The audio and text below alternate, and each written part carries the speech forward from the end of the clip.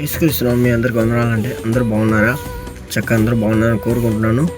మరి ఈ రోజున మనం సమాజం మీద చూస్తుంటే ఎన్నో మరి వాతావరణం అనుకూలంగా కూడా లేదు. ఎందుకంటే మంచు బాగా పడుతుంది. మరి మీ పిల్లల్ని జాగ్రత్త మీరు చూసుకోవాలి. ఎందుకంటే మంచులు తిరగకుండా దగ్గు జలుబు విపరీతంగా వస్తుంది. మరి మనం కావాలని పిల్లల్ని బయట పంపించి మరి అనారోగ్యం వస్తుంది. మరి ముఖ్యంగా బైకులు మరి ఇష్టానుసారం తోలుతున్నారు పిల్లలు. జాగ్రత్తగా, ఎందుకంటే మరి పెద్దలుగా మనం ఉండి పిల్లలకి మరి ఎటువంటి వాహనం ఇవ్వకుండా మరి పిల్లల్ని కాపాడుతున్న బాధ్యత మన మీద దేవుళ్ళు లెక్క అడుగుతారు ఖచ్చితంగా. అందుకనే పిల్లల్ని మరి బైకులు అట్టండి బాగండి పిల్లలు మరి దారుణంగా బండి తోలుతూ మరి యాక్సిడెంట్ అయిపోయి ఎంతోమంది మరి అనారోగ్యంతో పాడవుతున్నారు, చనిపోతున్నారు, కొంతమంది ఉన్నారు. దయచేసి మీరు వినండి. ఎందుకంటే మరి మీరు ఆలోచించి పిల్లలకి బైకులు కానీ ఏదైనా కానీ దయచేసి వాహనాలు మాత్రం ఇవ్వకండి పిల్లలు సమాజంలో.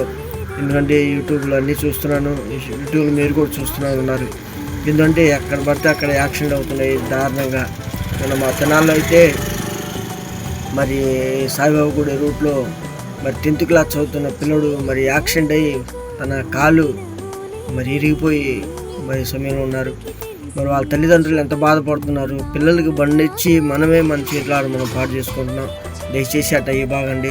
ఎందుకంటే దేవుడు మనకు పిల్లల్ని ఇచ్చింది చక్కగా లోక విద్యతో దేవుని విద్య నేర్పించుకోవడానికి, మరి దేవుని పని చేయడానికి.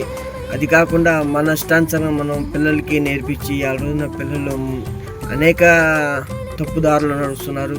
మరి గమనించండి, పిల్లలు ఇంకా ఒక ఆలోచన చేయండి.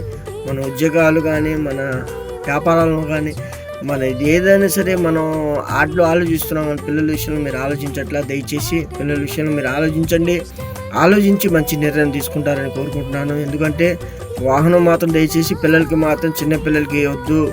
దయచేసి వినండి. ఎందుకంటే యాక్సిడెంట్ అయిపోయి చాలామంది మరి ఇబ్బంది పడుతున్నారు. హాస్పిటల్లో చూడండి ఒకసారి, మీరు కావాలంటే మీ కళ్ళతో వెళ్ళి హాస్పిటల్ చూడండి. చిన్న పిల్లలు మరి 10th క్లాస్ పిల్లడు నిన్న సాయంత్రం మరి యాక్సిడెంట్ అయిపోయి మరి కాలు ఇరిగిందంటే ఎంత ఘోర ప్రమాదం.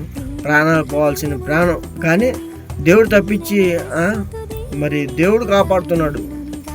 మీరు ఆలోచించట్లా. దయచేసి మీరు మాత్రం దయచేసి పిల్లలకి వాహనాలు ఇవ్వద్దు. చక్కగా మీరందరూ మరి మనం పిల్లల్ని ఎట్లా ప్రేమతో పంపుతున్నామో అట్టా వాళ్ళకి చెప్పి వాహనం ఇవ్వకుండా మరి మీరు ఉంటారని కోరుకుంటున్నాను. మరోసారి మీ అందరికీ వందనాలు.